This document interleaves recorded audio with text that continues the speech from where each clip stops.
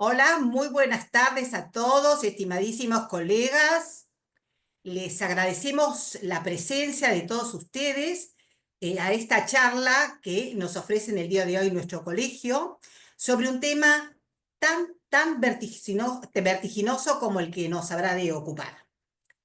Agradecemos también y muy especialmente la presencia de estos dos destacados juristas, como son la doctora Krasnow y el doctor Nicolás Laferrière.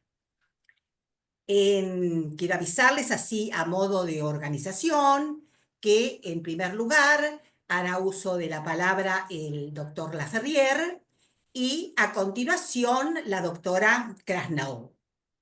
Respecto a las preguntas, que todos por supuesto van a estar muy interesados, queremos recordarle que como hemos hecho en otras ocasiones, el chat se va a habilitar unos minutos antes de que termine la segunda exposición. Quiero recordarles que este es un tema, como yo dije, muy vertiginoso, que posiblemente entre todos nosotros pueda llegar a haber diferencias de criterio. Por eso le pedimos que cuando abramos el espacio de preguntas, sepamos conciliarlo desde la mirada del respeto. Bueno, entonces le vamos a dar la palabra al doctor Nicolás Laferrière, pero antes de eso lo voy a presentar con un currículum brevísimo. El doctor Laferrière es abogado por la UBA, doctor en ciencias jurídicas también de la Universidad Católica, profesor titular ordinario también de la Pontificia Universidad Católica Argentina, profesor regular titular de la Facultad de Derecho de la UBA, director de investigación jurídica aplicada y de la revista Prudencia Iuris de la Facultad de Derecho de la UCA, director de la maestría en Derecho Civil Patrimonial de la misma universidad y director de tesis de maestría y doctorado y autor de numerosas publicaciones en temas de derecho civil y de bioderecho. Le damos la palabra, doctor Laferrière. Muchísimas gracias, doctora Murel. Doctora Murel, gracias al área académica del Colegio de Abogados de San Isidro por esta invitación. Honrado de poder estar en un ambiente así, conversando con colegas sobre un tema de máxima actualidad a la luz del fallo de la Corte. Yo voy a centrar mi exposición en lo que considero que son razones de derecho positivo en Argentina que excluyen la maternidad subrogada entre las opciones reproductivas que se pueden ofrecer. Voy a intentar argumentar esos motivos desde el derecho positivo, desde el análisis también del fallo de la Corte, un resumen del fallo de la Corte, que me parece que es un aporte que yo puedo hacer, y después con algunas preguntas o cuestiones en juego que el tema nos deja. Por supuesto, será muy rico el diálogo y sobre todo escuchar a la profesora Krasnow, que siempre es tan aguda y tan incisiva en sus análisis de las normas sobre filiación. Probablemente sea de los tratados sobre filiación el más agudo e incisivo que hay en nuestro derecho, el que ha escrito la doctora Krasnow. Así que realmente es un lujo compartir el panel con ella. Bien, bueno, ¿de qué estamos hablando en esta materia? Voy a compartir una presentación. Estamos hablando de la maternidad subrogada como un contrato por el cual se pacta, el contrato que tiene por objeto que una mujer se compromete a gestar una persona por nacer, concebida previamente por técnica de procreación artificial y entregarla a los requirentes luego del parto. Desde lo terminológico hay distintas formas de referirse a este contrato: maternidad subrogada, gestación por sustitución, alquiler de vientres. Yo uso maternidad subrogada, pero sí coincido que puede ser gestación por sustitución también otra de las formas. No me voy a detener en ese aspecto terminológico. Es importante tener presente que este contrato presenta muchas variedades, muchas variantes. Esto lo quiero enfatizar porque a veces tiende a sobresimplificarse la mirada sobre este instituto, porque fíjense todas las variantes que se pueden dar. Respecto a quién aporta los gametos femeninos, está la gestante, la requirente, si hubiera una requirente mujer, porque puede no haberlo, o una donante. Respecto a quién aporta los gametos masculinos, puede ser uno de los requirentes o un tercero. Respecto a la forma de participación de la gestante, tenemos la participación completamente gratuita, que es conocida como la maternidad subrogada altruista, la participación bajo compensación de gastos y la participación bajo compensación de gastos y retribución económica. Son las variantes que se dan en teoría. Respecto a la relación entre los requirentes y la gestante, pueden ser familiares, amigos o extraños. Ha habido casos donde la gestante es madre o hermana o algún tipo de relación de parentesco, lo cual agrega componentes vinculados con los vínculos filiatorios a todo este entramado de relaciones jurídicas subyacentes al contrato que estamos analizando. Respecto a la gestante, muchas veces en los fallos y en los estudios en orden a su autorización o no, se tiene en cuenta si tiene o no hijos, si tiene cónyuge o pareja, si están al tanto cónyuge o pareja o hijos del contrato, porque claro, van a ver a su madre gestar y luego entregar. Todo esto forma parte de las problemáticas concretas que el asunto reviste en la vida de la gestante. Y respecto al intermediario tecnocientífico, es decir, a lo que sería la clínica o médico, o bien puede ser también inseminación casera, que es una forma que aparece en el último tiempo, que no tiene recepción legal en nuestro derecho. Nuestro derecho tiene la regulación de las técnicas de reproducción asistida en el contexto de establecimientos médicos, y este tema, pero es una posibilidad, ¿tá? Quisiera aclarar que hay una discusión bastante importante, a mi entender. Yo no voy a entrar en torno a si es o no la maternidad subrogada una forma de técnica de reproducción humana asistida, ¿tá? En concreto, en Argentina no está incluida en las normas sobre reproducción humana asistida, y bueno, este tema está discutido tanto de lo teórico como desde el punto de vista del derecho positivo en Argentina. ¿Qué pasó en el derecho positivo en Argentina? Bueno, si nos remontamos a 2012, cuando se presenta el proyecto de Código Civil y Comercial, recuerden ustedes que la comisión que redacta el proyecto se conforma en febrero de 2011, tienen un año para trabajar. En marzo de 2012, la comisión integrada por Lorenzetti, Hayton de Nolasco y Kemel Maher entregan el proyecto al Ejecutivo. El Ejecutivo se toma 90 días más entre marzo y junio, y en junio lo eleva al Congreso. El Congreso forma una comisión bicameral y esa comisión bicameral comienza a tratar los temas del nuevo código.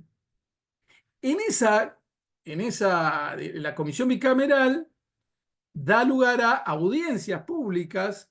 Recuerden ustedes que hubo un montón de audiencias en el propio Congreso. La comisión bicameral viajaba por todo el país, visitaba las sedes de las legislaturas provinciales y recibía comentarios al proyecto. Y este artículo, el 562, fue uno de los más discutidos.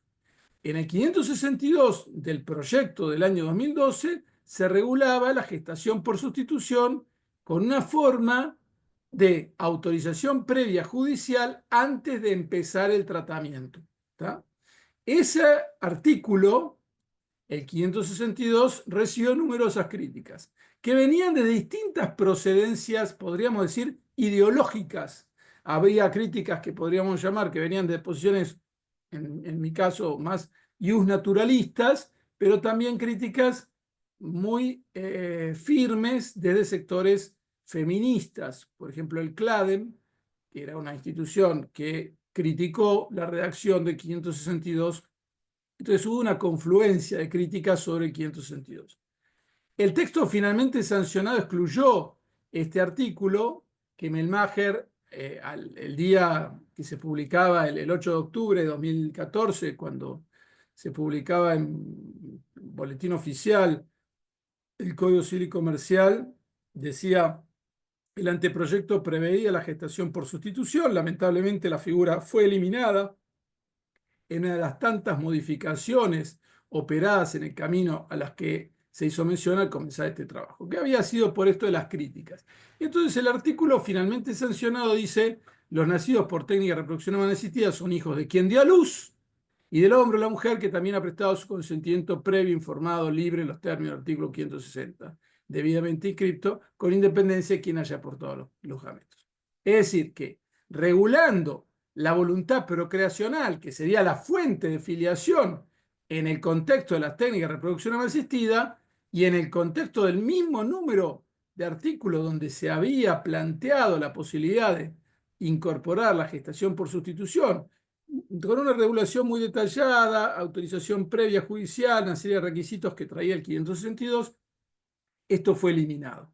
Y se dejó en claro que los nacidos de estas técnicas son hijos de quien dio a luz y del hombre o la mujer que también ha prestado su consentimiento.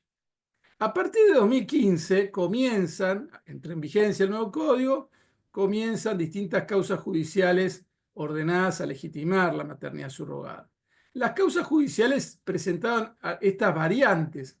En algunos casos se hacía un pedido de autorización previo al inicio de la fecundación. Entonces, venían los requirentes, decían: queremos hacer una maternidad subrogada. Bueno, tenían la gestante, con las distintas variantes que vimos antes, iban a un juez y el juez autorizaba en forma previa. Entonces, al nacer, había una sentencia judicial que ordenaba registrarlo conforme a ese contrato. ¿Se entiende?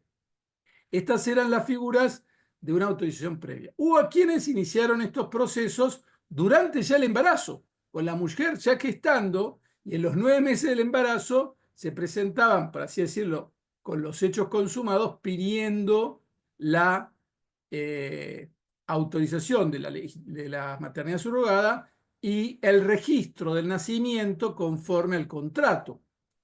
Y después hubo quienes directamente hacían los pedidos de cambio en la filiación establecida por el parto en forma posterior al nacimiento. Estos 3 tipos de acciones se dieron en Argentina entre 2015 y 2024. A mí me parece que esto es importante tenerlo presente, porque mientras que el primer caso sería, por así decirlo, menos arriesgado en términos de seguridad jurídica para los requirentes, más allá que yo creo que no debían ser autorizados, por lo menos empezaban todos sabiendo, teniendo certeza de la situación a la que se iban a enfrentar al momento del nacimiento. Los otros casos ya se comenzaba el proceso y luego venía la incertidumbre, lo cual hay una cierta, por así decirlo, temeridad, podríamos decir, en iniciar un proceso sin tener claro cuál iba a ser el resultado jurídico. Fíjense, algo tan importante como la naturaleza de los vínculos jurídicos surgidos de ese contrato de gestación podía estar en juego en términos de el tipo de sentencia, el tipo de causa que se había iniciado. En algunos casos, no en todos, se planteaba la inconstitucionalidad del artículo 562, lo cual era lógico, porque decía: bueno, ¿qué artículo regula esta realidad? El 562. Bueno, si yo lo voy a declarar la inaplicabilidad de este artículo, voy a declararla, debo declararlo inconstitucional. Este tema va a ser abordado por la Corte, a mi entender, para rechazar los planteos de disculpen, de inconstitucionalidad. Por otra parte, teníamos las normas de acciones de filiación, como el 577, que nos decía que no es admisible la impugnación de la filiación matrimonial o extramatrimonial de los hijos nacidos mediante técnicas cuando haya mediado consentimiento previo. Esta previsión de las acciones de filiación tiene que ver con el sistema de anonimato parcial o relativo que adopta nuestro código, pero que también tenía influencia al momento de considerar estas posibles situaciones. Otras normas de derecho positivo aplicables al tema son todas las referidas a la identificación del recién nacido, porque el nacimiento es un hecho. Un médico da cuenta de que este niño, esta niña, ha nacido de esta madre y registra eso en un certificado. Ese certificado del parto da lugar luego a la regla filiatoria. Ahora, claro, eso tiene en nuestro país un interés público sustantivo para prevenir la venta de niños, para prevenir el robo de niños. Tiene un interés público en que la identificación del recién nacido y su madre sea siempre, por así decirlo, de orden público, que sea imperativa, que no quede sujeta a la voluntad de las partes. Entonces, esta es una norma que suma al análisis de nuestro tema. El artículo 611 del Código Civil, en el contexto de la adopción, prohíbe la entrega directa. Nos dice que no es posible la entrega directa para fines adoptivos y que esto tiene todo un telón de fondo que también tiene que ver con lo mismo, con el interés público sustantivo que existe en tratar de prevenir delitos contra el Estado civil y la identidad de las personas.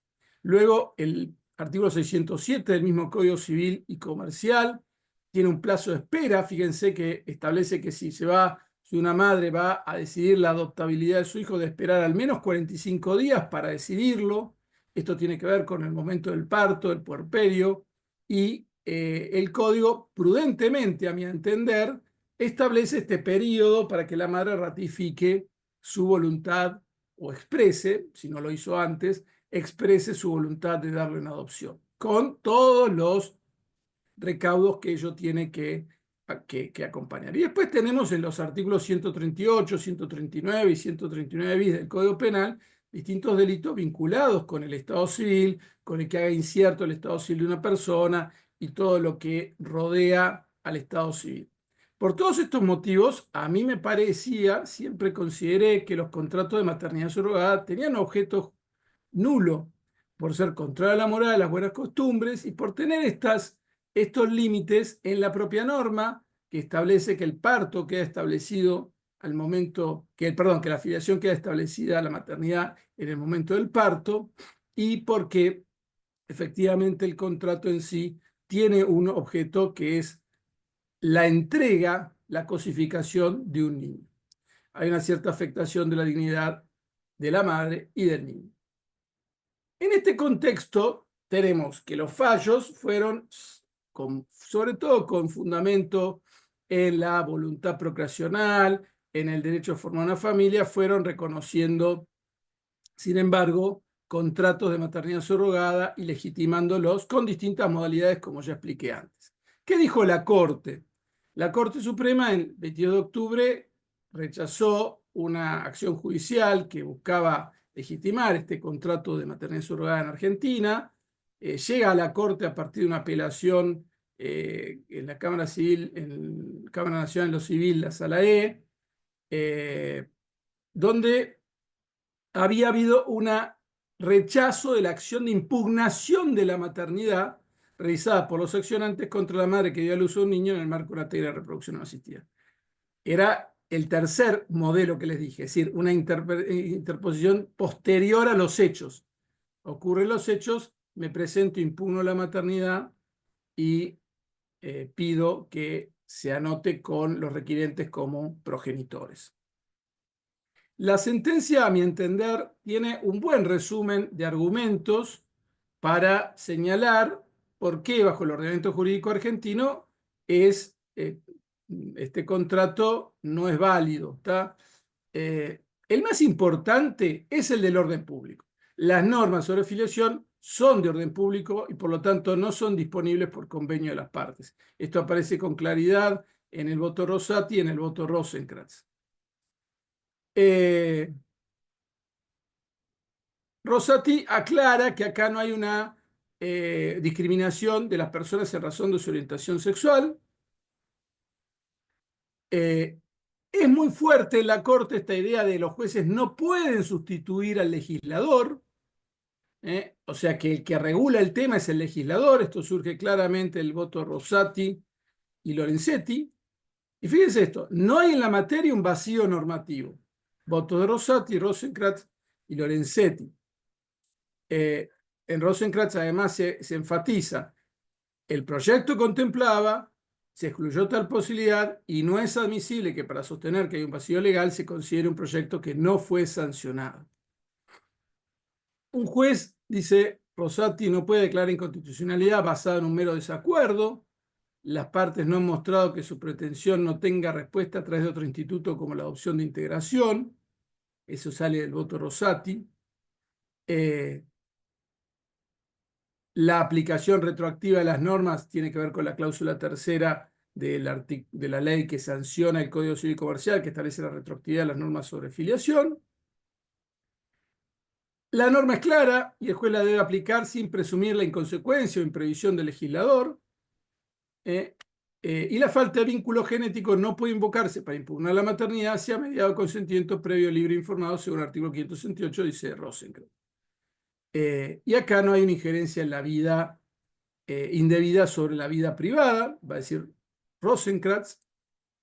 ¿Existe un interés legítimo del Estado a través del Poder Legislativo de adoptar para todos los casos de técnicas un sistema legal para la determinación del vínculo filiatorio que atribuye consecuencias jurídicas razonables a la voluntad de gestar y dar a luz, basándose en esta elección en criterio de oportunidad, mérito y conveniencia, teniéndose en cuenta por el legislador que no están sujetos al control judicial? Es muy fuerte en la Corte el argumento, diríamos, contra el activismo judicial.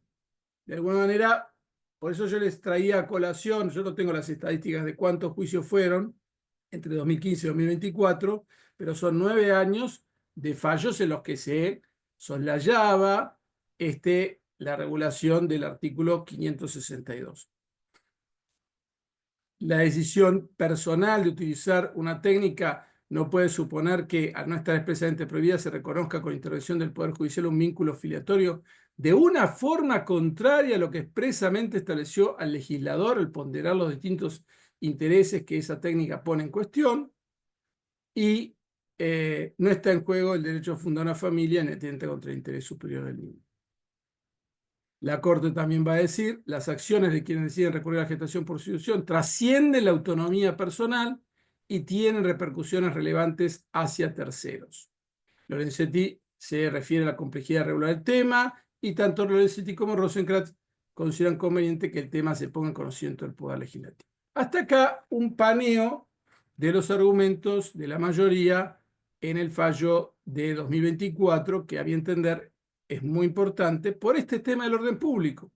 El orden público es un límite a la autonomía de la voluntad. ¿Tá? De alguna manera, nosotros podemos pactar muchos ámbitos, y en familia también hay un ámbito de libertad, de libre determinación de las partes, pero también hay ámbitos de orden público y menos autonomía de la voluntad en derecho de familia, y ciertamente las normas y las reglas sobre filiación no entran dentro del caso de lo que las partes pueden disponer.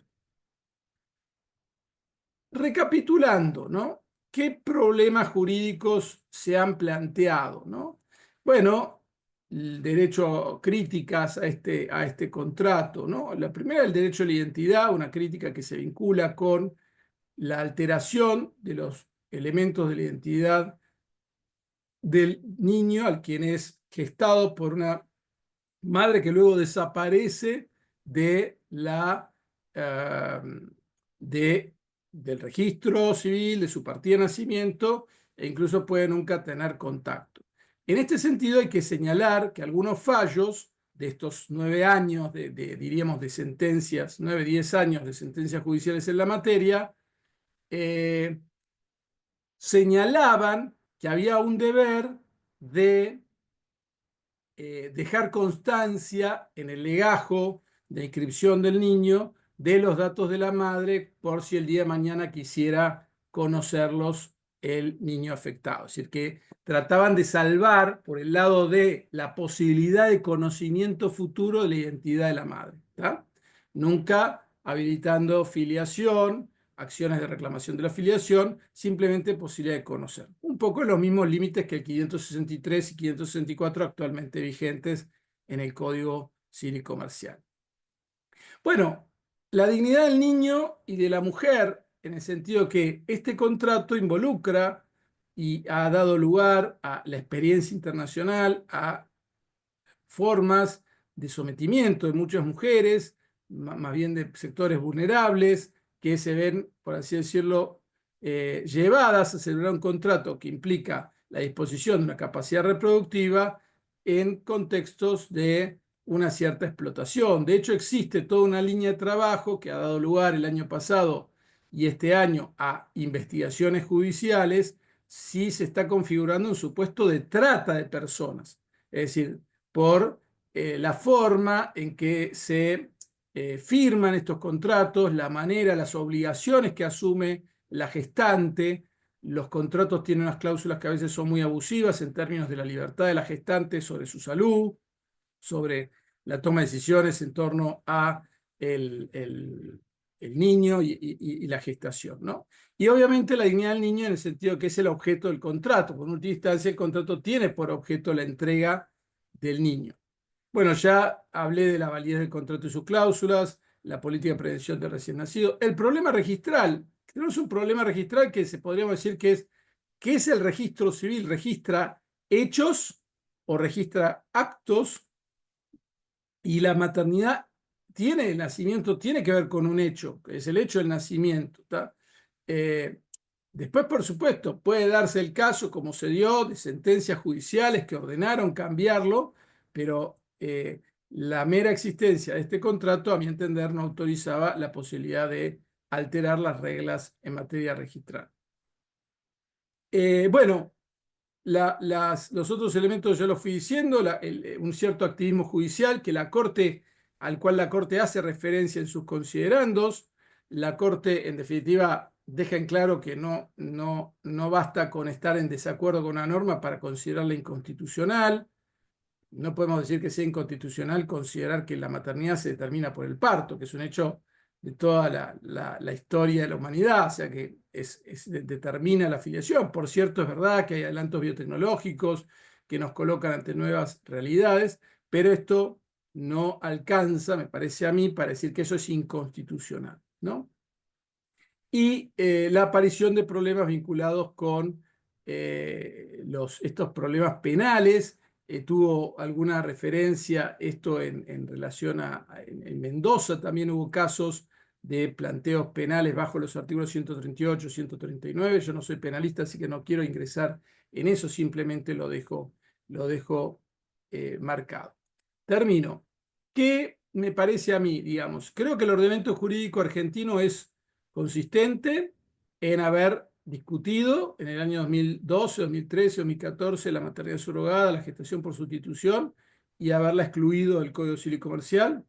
Creo que esa decisión fue razonable, creo que esa decisión hace al orden público que impera en materia de normas filiatorias y que de alguna manera el fallo de la Corte ha puesto fin a lo que había sido una tendencia de cierto activismo judicial que había, me parece a mí, se había extralimitado en la admisión de estos contratos que plantean serios problemas. Hay otros elementos a considerar, pero no voy a entrar ahora. Hay una tendencia muy fuerte internacional de trabajar en orden a una prohibición de la abolición, una abolición de la maternidad subrogada. Ha habido unas jornadas en Casablanca en 2023 que han dado lugar a una declaración, la Declaración de Casablanca, que es un grupo, de nuevo, de muchas filiaciones ideológicas diversas que propugna la abolición de la maternidad subrogada, que hace muchas actividades. España ha tenido fallos muy consistentes en este sentido, el último referido a la anotación de un contrato celebrado en el extranjero en España. España tiene una prohibición expresa en su Código Civil de este contrato como nulo. Y por supuesto, no se me escapa digamos, la enorme sensibilidad social del tema, las problemáticas que han rodeado poner fin a esta situación, pero me parece que la Corte con el fallo ubicó la cuestión dentro de un marco más razonable de la que la norma positiva en Argentina establece y que fue el eje del debate en el año 2015, 2012, 2013, 2014, cuando se discutió el Código Civil y Comercial. Abierto a las preguntas que quieran hacer y muy atento escucharé a la doctora Krasnov. Gracias. Perdón, doctor Laferrier, las preguntas las dejamos para el final. Sí, por supuesto. Así Sí, que ahora, sí. a continuación, Vamos a escuchar a la doctora Adriana Krasnow y les voy a leer previamente el brevísimo currículum que me ha pasado. Es investigadora del CONICET, doctora y postdoctora en Derecho y profesora asociada en Derecho de las Familias de la Universidad Nacional de Rosario. Adriana, te escuchamos. Muchas gracias. Bueno, primero y antes de compartir pantalla, un agradecimiento especial al Colegio de Abogados de San Isidro porque nuevamente me ha convocado, como en otras oportunidades, para otra actividad. Y agradezco especialmente a las personas de María Cristina Taborenea, quien me convocó personalmente, y de Clara Escusería, esta posibilidad de compartir este espacio con Nicolás, porque sí, mantenemos posiciones encontradas, pero de respeto, como dijo Cristina, porque justamente de esto se trata el construir el derecho humanizado, ¿no? Y en esto creo que coincidimos. Bueno, y gracias por tus apreciaciones que has tenido para con mi persona, Nicolás, que son recíprocas. Bien, nos hemos puesto muy bien de acuerdo con Nicolás porque justamente habíamos intercambiado a través de Cristina cómo trabajar este tema de un modo de no cruzarnos, pero al mismo tiempo de partir de dos posiciones diversas. Ustedes se van a encontrar con un abordaje de mi parte que va a ser de modo transversal, en donde el foco va a estar puesto en este procedimiento detrás, y empiezo por adherir a la postura de quienes sostienen que estamos ante un procedimiento detrás, pero aclarar que también puedo ver un viso contractual cuando me remito a una disociación que voy a hacer entre dos realidades posibles. Y ahora sí paso a compartir pantalla para explicar esto de que estoy hablando.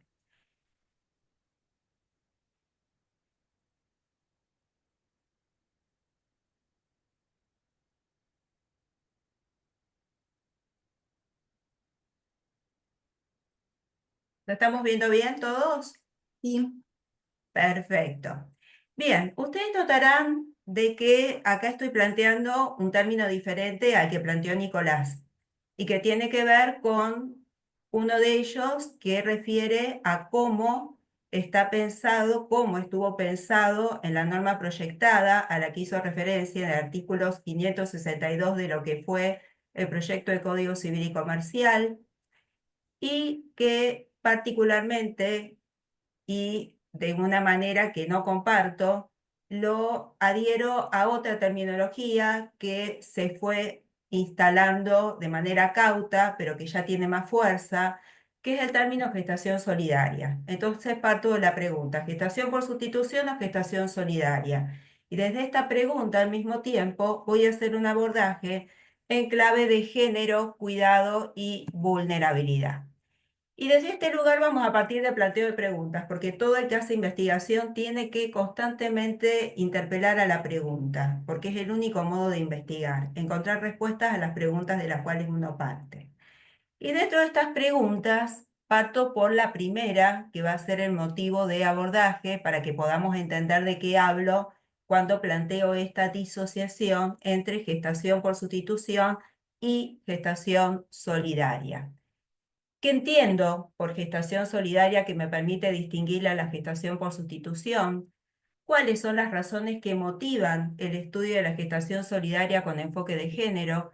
¿Cuáles son las razones que validan el estudio de la gestación solidaria en contacto con el derecho a cuidar, a ser cuidado o autocuidado, y al derecho al cuidado indirecto? Esto va de la mano con otro derecho autónomo que tenemos que internalizar en la praxis del derecho de las familias, como es el derecho humano al cuidado, y a esto voy a referir más adelante, y cómo prevenir y aminorar capas de vulnerabilidad en el procedimiento de gestación solidaria. De estas preguntas parto y vamos a empezar a avanzar en este camino que vamos a compartir. Bien, ¿por qué una distinción solidaria? ¿Por qué una distinción necesaria? Perdón, parto de esta imagen previamente. Esta Doctora, imagen, perdón que la interrumpa, pero no se movió todavía la diapositiva. porque Seguimos en yo la la estoy presentación. observando ya. ¿Ustedes no la están viendo? vuelvo y la vuelvo. Me parece que quedó trabada la presentación. ¿Quieres que deje de compartir y vuelva a compartir? Sí, Porque Probemos, sí, compartir. probemos yo saliendo estoy y viendo volvemos a yo intentar. estoy viendo la pantalla, la filmina desde la cual estoy. Vuelvo a compartir, perdón. Sí.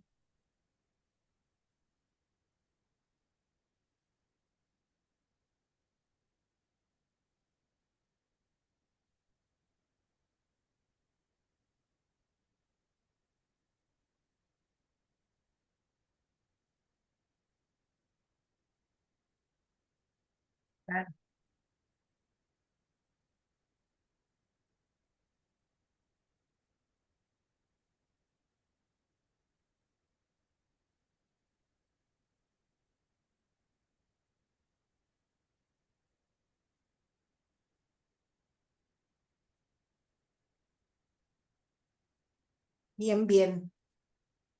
Bueno, voy a cerrar el documento que tenía abierto y lo vuelvo a abrir. Pero allí se ve bien, Adriana. ¿Ahí lo están viendo? Sí. Ah, bueno, Preguntas como punto perfecto. de partida. Perfecto, pero paso a la otra diapositiva, que es la que habíamos Perfecto. empezado a ver. ¿Lo siguen viendo bien? Sí, correcto. Perfecto. Partía de esta imagen. Esta imagen en la cual me conecta con la gestación solidaria, en donde por un lado observo las distintas realidades, que esto es lo que me marca el punto de partida con el enfoque de género, porque tengo una pareja heterosexual, tengo una pareja del mismo sexo, tengo una mujer sola o un hombre solo, que como progenitor, progenitor o progenitores intencionales buscan concretar el proyecto parental por el camino de una gestación, por otro.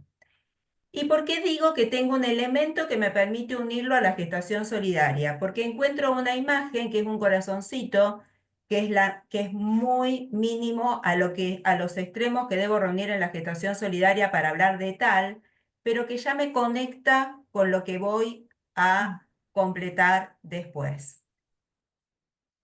Si avanzo, me voy a encontrar ya con conductas desviadas, en donde ahí sí puedo unirme a esta tesitura que mantiene Nicolás del contrato, en donde hay una retribución a cambio, en una persona gestante utiliza este medio como un medio de trabajo, en donde recibe una retribución y en donde la justicia justamente ante esta realidad no ha habilitado la autorización para la práctica del procedimiento. Después justamente me voy a remitir a algunos casos. Pero también me encuentro con otra realidad que es preocupante en nuestro país y que es la que tiene que ver con el aumento del turismo reproductivo. Si avanzo, ¿vemos bien la filmina? Bien. Voy a partir de qué entiendo por gestación solidaria y después voy a detener en cuáles son los elementos estructurales para poder ubicar un procedimiento de TRA como gestación solidaria. Aclaro que esta definición es una elaboración personal que puede ser objeto de observación, pregunta o crítica posterior. Posteriormente, totalmente abierta al diálogo. La gestación solidaria es el procedimiento que, con base en el acuerdo precedido del cumplimiento del deber derecho de información y que reconoce un previo vínculo de parentesco o vínculo socioafectivo, se integra por una persona o pareja con voluntad procreacional y una persona progenitora con capacidad gestacional que, no aportando sus gametos, decide de modo consciente y libre asumir el compromiso con ánimo altruista de procrear para otra, para otro o para otros, coadyuvando con este actuar a la concreción del proyecto parental. Ustedes notarán varios elementos que concentro en la filmina que sigue. ¿Cuáles son las notas constitutivas que me permiten decir que estoy ante una gestación solidaria? Un lazo previo sostenido en el tiempo que reposa en el parentesco o la socioafectividad. una persona gestante que siendo progenitor, es decir, persona gestante que ya transitó lo que es un proceso gestacional, el sentimiento y las sensaciones que una mujer vive durante un proceso gestacional. Conoce, comprende y es consciente de las connotaciones que produce el atravesar un proceso gestacional.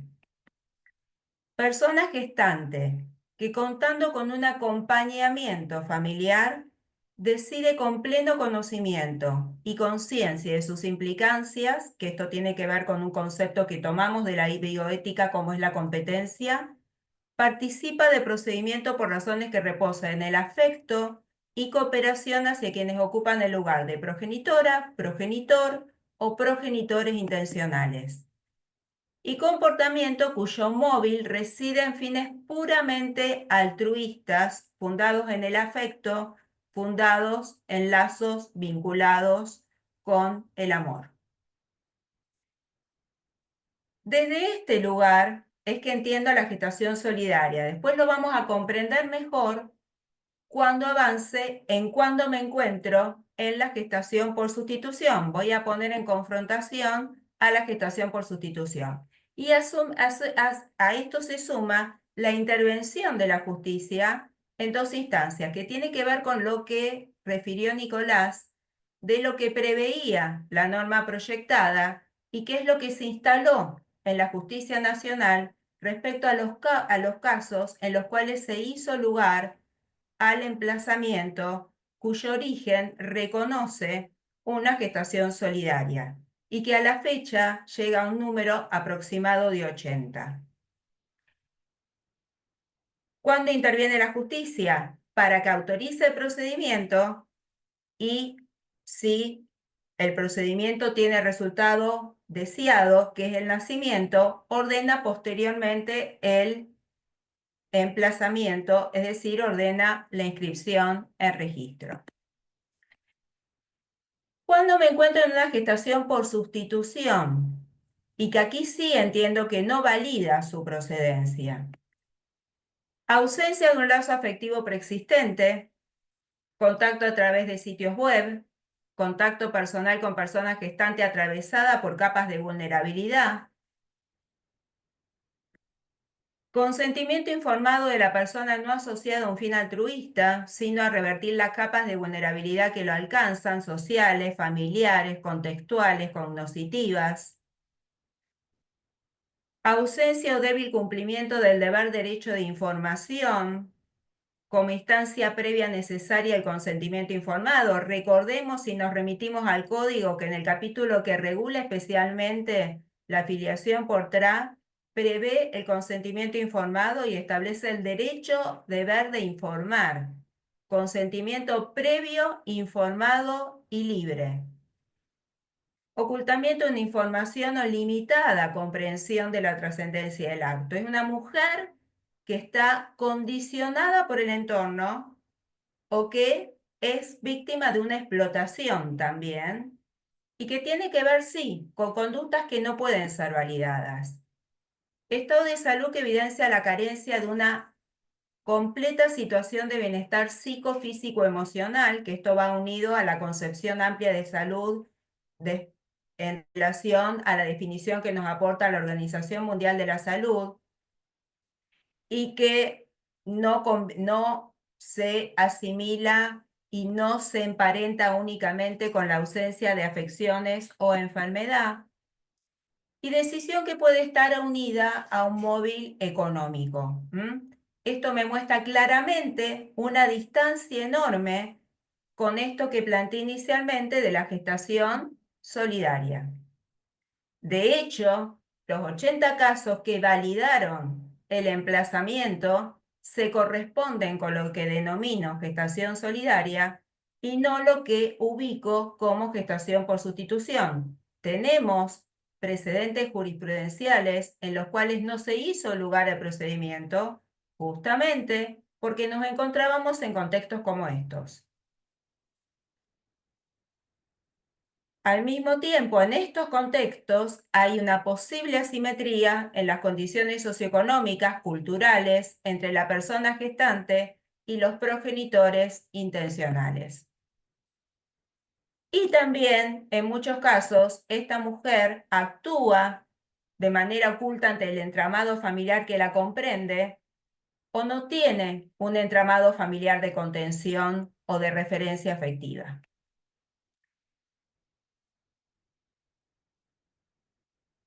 Entonces, voy a la otra pregunta.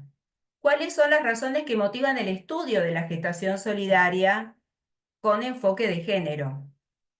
Y para poder llegar a esto, tengo que pensar esto desde la mirada de la interseccionalidad obligada como punto de partida.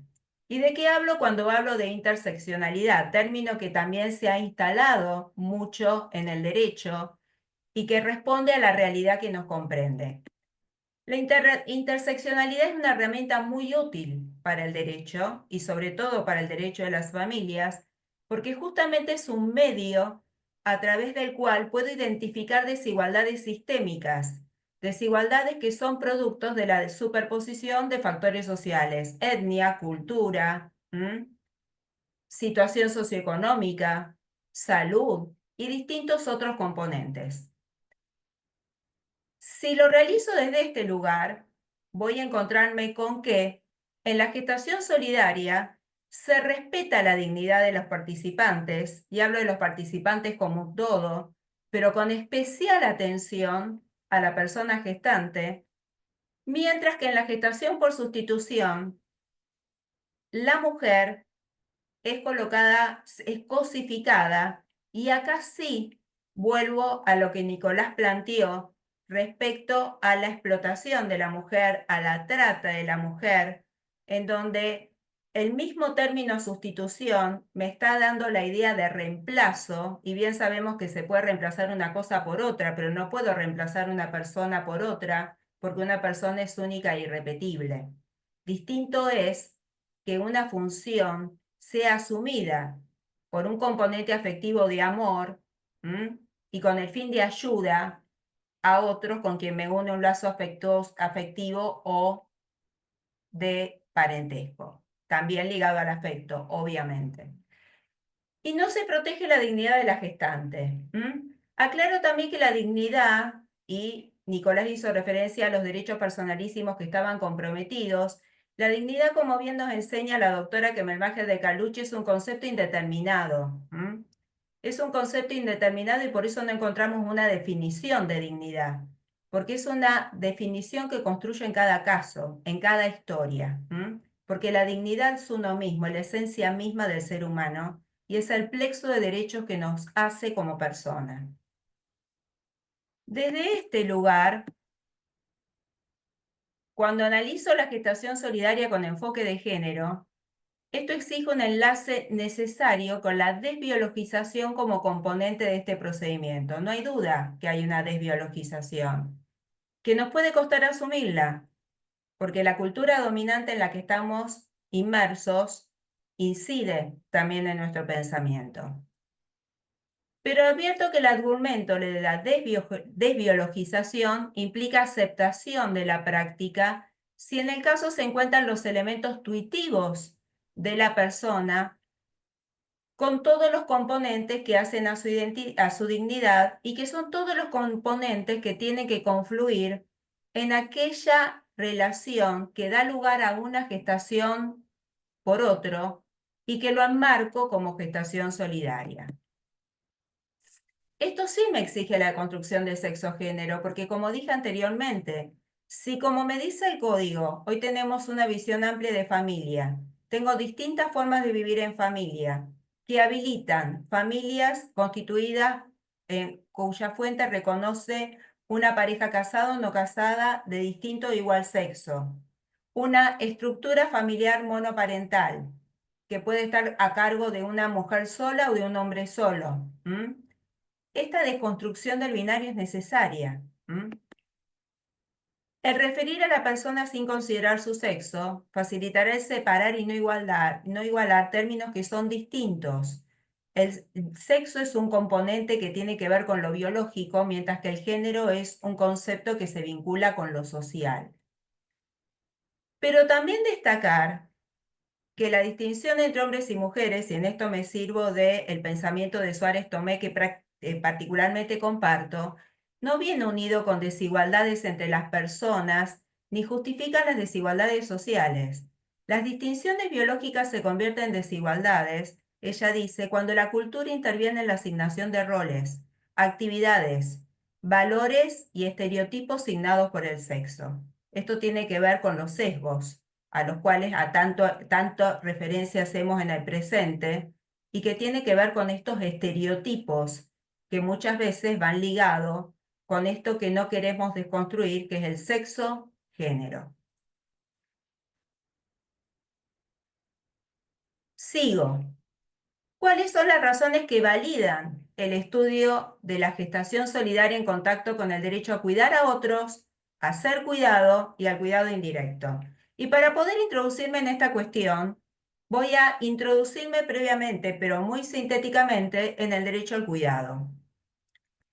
Primero tengamos en cuenta que cuando uno penetra en el estudio del derecho de las familias, el derecho al cuidado está en todo el derecho de las familias. Por eso insisto en que tenemos que internalizar esta rama autónoma y ponerla en diálogo con este sector disciplinar. Porque el derecho a cuidar, al cuidado de otros, late en todos los institutos del derecho de familia.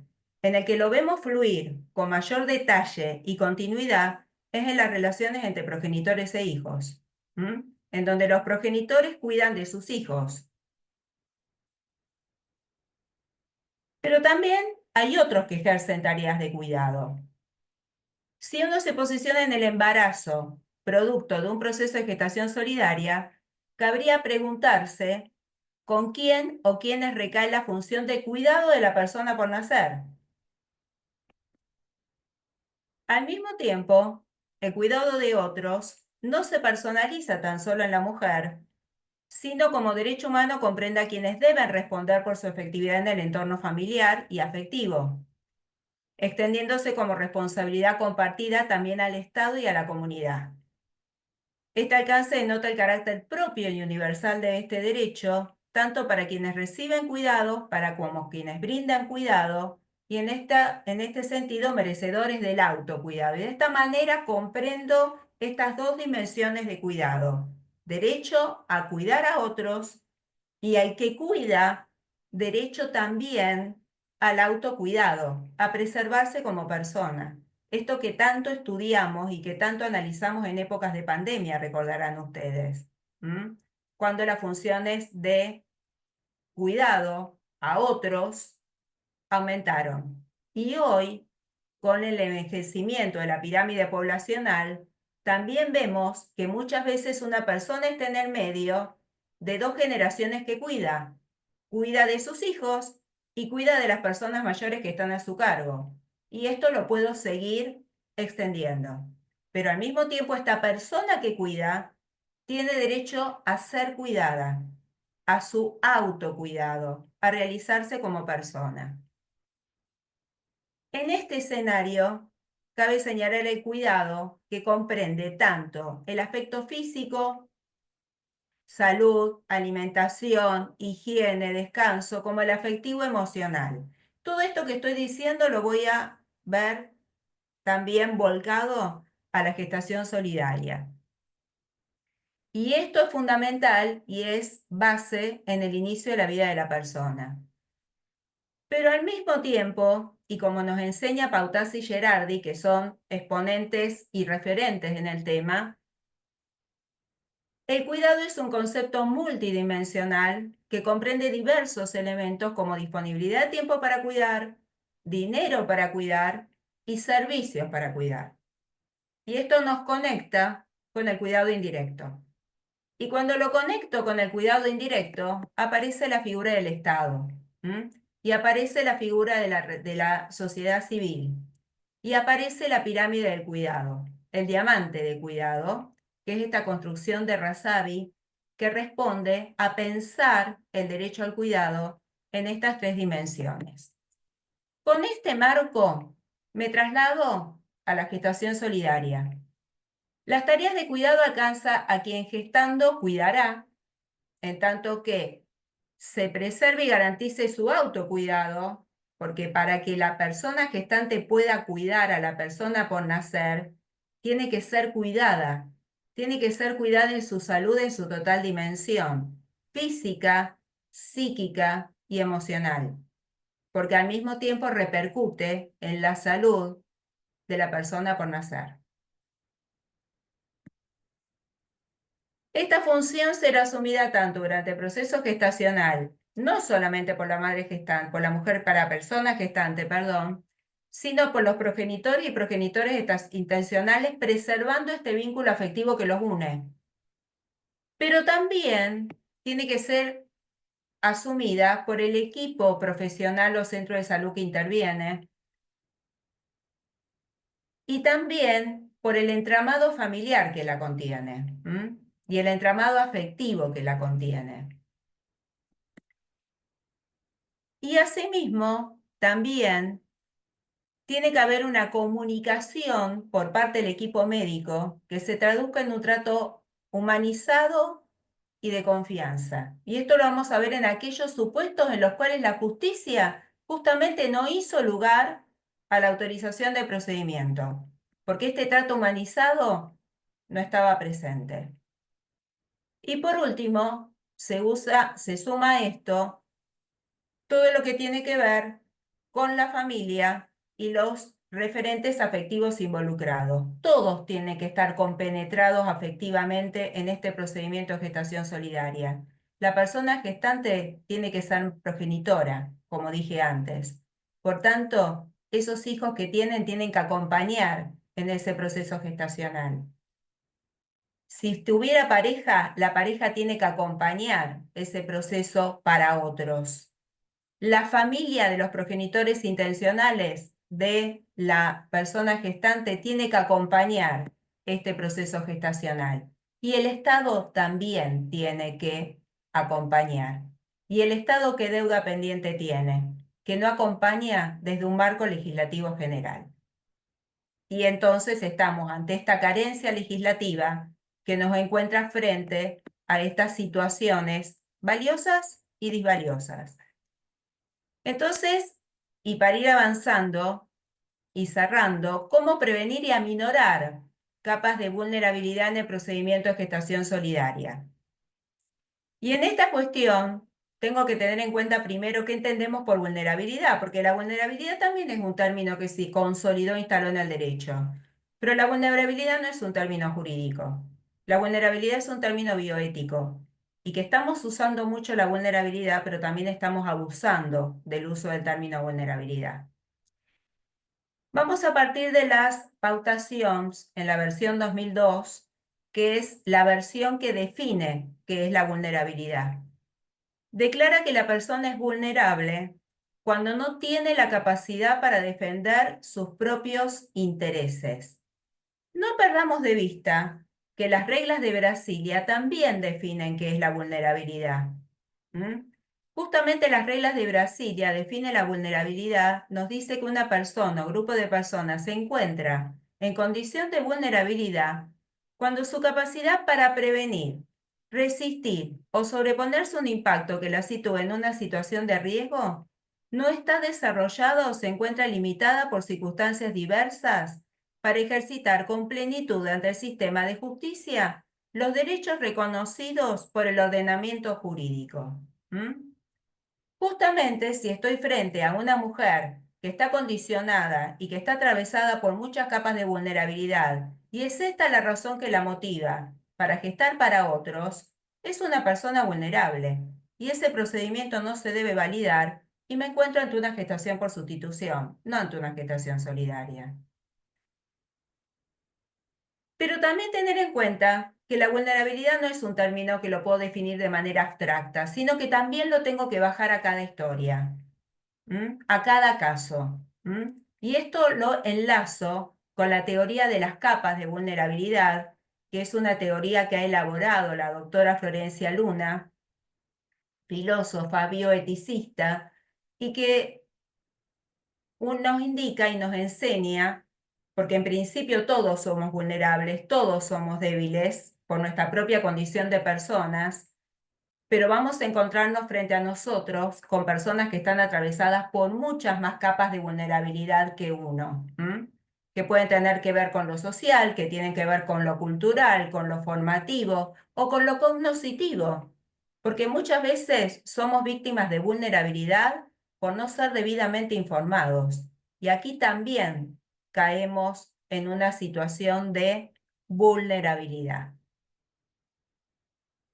Entonces, esto me conecta y lo voy a pasar por alto porque muy bien ya lo remarcó y lo trajo a colación Nicolás y con detalle, el fallo de la Corte.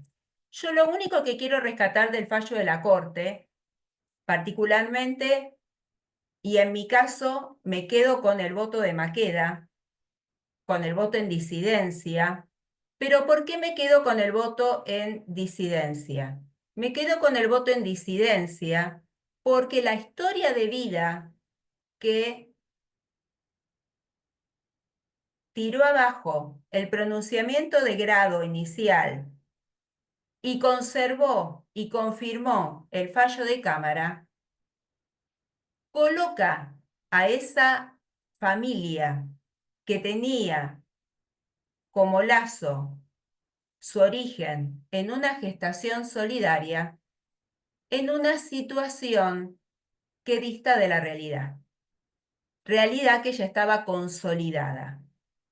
Pero rescato del voto mayoritario de la Corte, y en esto sí lo rescato como positivo, el de nuevamente poner en foco esta obligación del órgano competente, como es el órgano legislativo, de asumir el compromiso de legislar. Y que esto también es una cuestión a remarcar y a rescatar como aporte de este pronunciamiento. ¿Cuándo la persona es víctima agravada de vulnerabilidades? Cuando me encuentro fundamentalmente en un caso de gestación por sustitución. Y acá me encuentro en supuestos en donde queda claramente marcada la dignidad de la persona por la afectación de sus propios derechos, que lo tengo que analizar en cada caso y en cada contexto. Por eso digo que la dignidad es un concepto indeterminado. En nuestra realidad nacional, ¿qué detectamos? Y acá traigo lo que preocupa y que nos debe ocupar y que al regular nos va a permitir destrabar esto que está aconteciendo y que tenemos que evitar. Tenemos casos radicados en la justicia nacional y provincial que denegaron el procedimiento con criterio razonable, como nos indica el artículo 3 del Código, de la gestación, porque no encuadraba dentro de una gestación solidaria y justamente encuadra en lo que es una gestación, a mi entender, una gestación por sustitución. Y en donde sí, ahí comparto la posición que sostuvo Nicolás, que podría preguntarme si no estoy ante un contrato de objeto nulo, porque claramente hay una persona que es víctima de explotación. Aquí menciono 3 casos, no los voy a trabajar en lo profundo, pero simplemente lo contextualizo. El primer caso, que es el más cercano en el tiempo y que es de la Justicia de Familia de Córdoba, más concretamente el Juzgado de Familia número 5, era un caso en donde se constata, acá planteo que el equipo profesional no ejerció un trato humanizado. La persona gestante tenía problemas de salud, es decir, que no se tuvo en consideración uno de los extremos que nos traía la norma proyectada y que era que todos los participantes tuvieran un buen estado de salud en los términos amplios de salud conforme lo define la OMS. ¿Y por qué? Porque esta mujer gestante, era progenitora, pero se comprueba que lucraba con esta actividad porque había tenido en 3 meses anteriores al segundo procedimiento del pedido que deniega la justicia, había dado a luz un niño producto de otro acuerdo de gestación por sustitución. Es decir, que ni siquiera había transcurrido el tiempo de puerperio en el que ya esta persona había entrado en contacto con otra pareja para nuevamente gestar para otros. El otro caso, que es de la Justicia de Familia de Mendoza, no había un vínculo socioafectivo o de parentesco consolidado en el tiempo, porque el contacto había sido a través de un sitio web.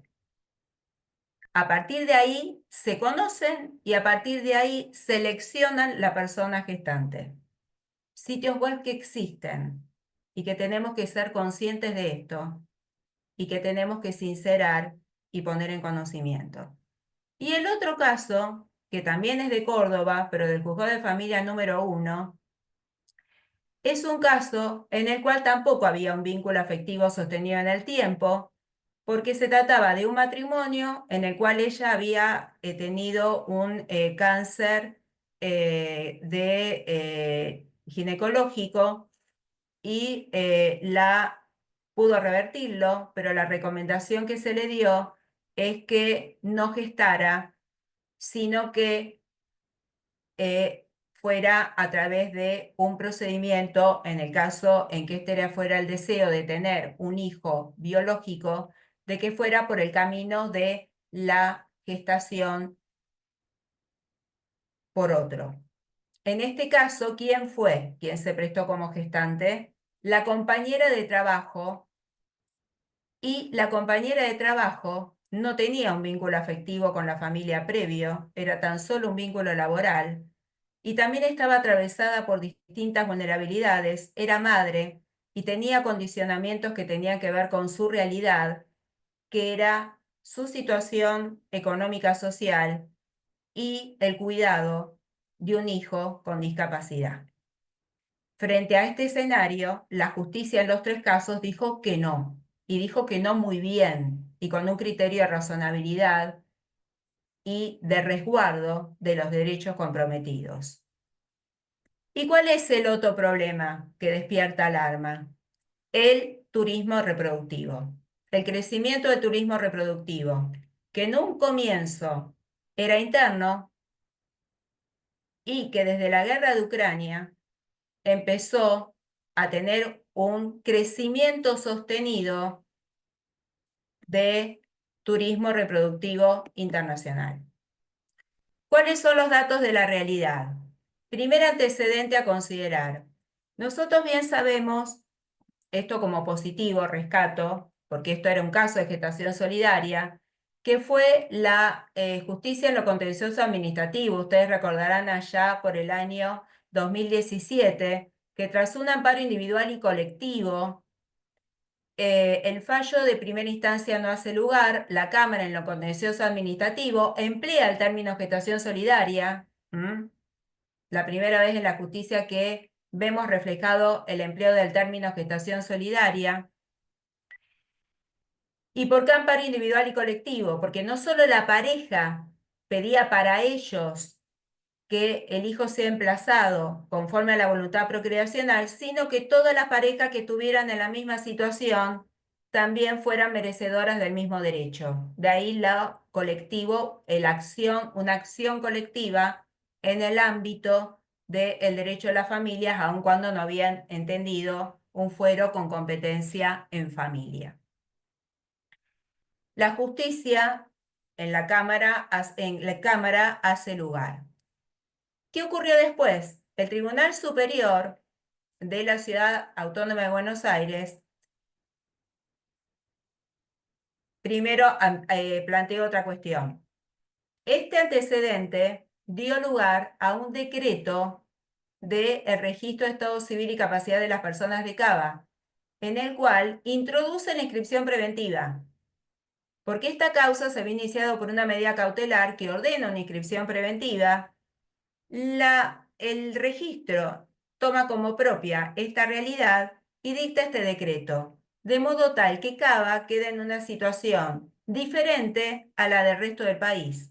¿Por qué? Un hijo hija nacida por un procedimiento de gestación solidaria podía sortear la justicia e inscribirse directamente por la vía de una inscripción preventiva, pero solo limitado al ámbito regional de Cava. Y esto es lo que motivó el crecimiento del turismo reproductivo interno.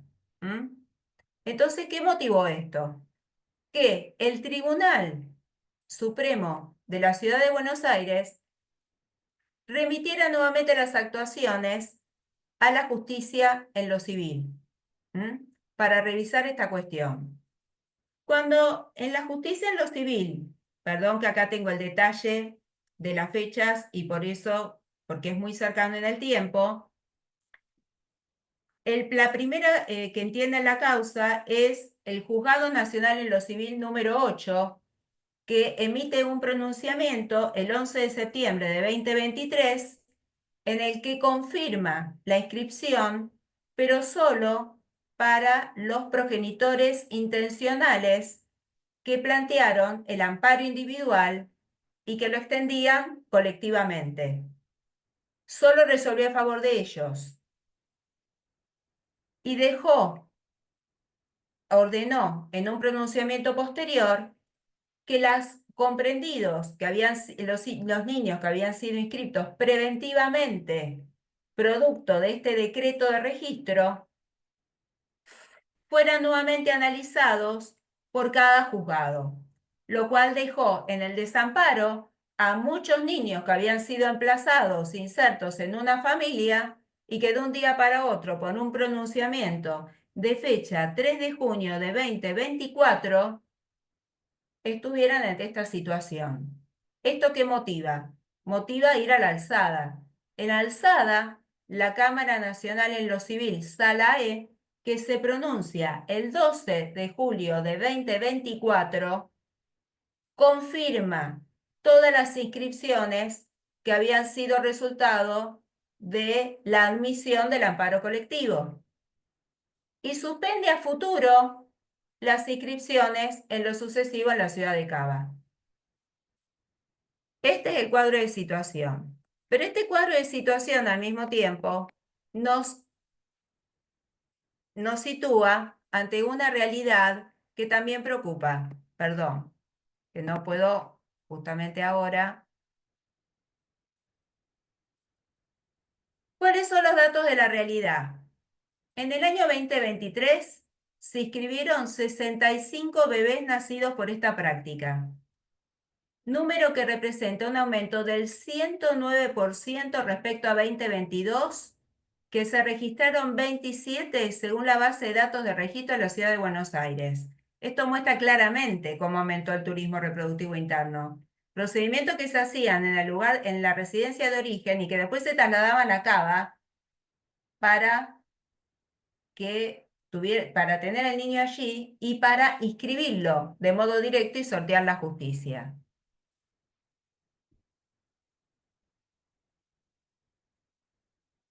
¿Cuál es la realidad invertida a la que asistimos actualmente? Esto de la intermediación de agencias, que también en turismo reproductivo interno aclaro que existen, pero que trascienden fronteras. Y esto de trascender fronteras nos sitúa ante esta realidad hoy. Entre las 147 inscripciones de nacimiento en la sede de registro de la Ciudad de Buenos Aires, registradas entre 2018 y 2024, habría 49 casos de extranjeros sin residencia en el país. En la ciudad de Córdoba transcurre una investigación sobre 14 mujeres en situación de pobreza que habrían sido contratadas para gestar para otros a cambio de una compensación económica. Acá claramente esto a lo que hizo referencia Nicolás y que tiene que ver también con esta realidad que nuclea a muchas corrientes y que dio lugar a la Declaración de Casablanca, pero refiere a estas realidades. Perdón. En la ciudad, en octubre de 2023, adquirió notoriedad un caso que seguro ustedes en alguna nota de algún medio de comunicación masiva accedieron. El caso de una joven que gestó a favor de una pareja italiana, uno de ellos médico, que fijó domicilio en Buenos Aires, la joven de 18 años, Rosarina. Esto se daba en el marco de tantas otras investigaciones que se están realizando y que están comprometidas, clínicas, agencias, distintos efectores de salud, distintos equipos profesionales, estudios jurídicos. Y en el mes de noviembre de 2024 asistimos a otra realidad que nos tiene que interpelar más en esta concientización de regular. Y que es un caso que comprende una situación que da lugar a una situación de declaración de adoptabilidad, que es un caso de una mujer que gestó a favor de una mujer de nacionalidad francesa, que es quien tenía voluntad procreacional, que aportó su óvulo. La mujer gestante residía en Córdoba, hizo todo el tratamiento y todos los controles durante el embarazo en Córdoba y tuvo un parto prematuro. Entonces, lo que estaba programado en Buenos Aires transcurrió en su ciudad de origen. El niño nace con problemas de salud, entonces la mujer francesa que se encontraba en Francia, porque nació con bastante tiempo con una fecha anterior a la fecha programada de parto, esta mujer, al enterarse que este niño había nacido con problemas de salud, desiste el asumir su responsabilidad parental. ¿Y esto qué motivó? Esto motivó, primero, un pedido de la mujer gestante de quedarse con el niño. No se admitió, y está bien que no se haya admitido, porque ella manifestó de entrada su voluntad de no maternar. ¿Y esto qué dio lugar? Esto dio lugar a la declaración de una guarda, otorgar el cuidado mientras transcurre la etapa judicial de guarda con fines de adopción. Esta situación no es con el ánimo de despertar alarmas, sino también de situarnos en la realidad que nos comprende. Y por tanto, tan solo concluyo diciendo que la gestación solidaria, y me voy a la gestación solidaria, no a esto último que trabajé porque es gestación por sustitución, como camino legítimo de construcción de biografías familiares, demanda una regulación que, con centro en la dignidad, resulte receptiva de la tríada género, cuidado y vulnerabilidad, siempre dentro del marco al cual referí. Bien, dejo de compartir. Así sí abrimos el espacio para la pregunta.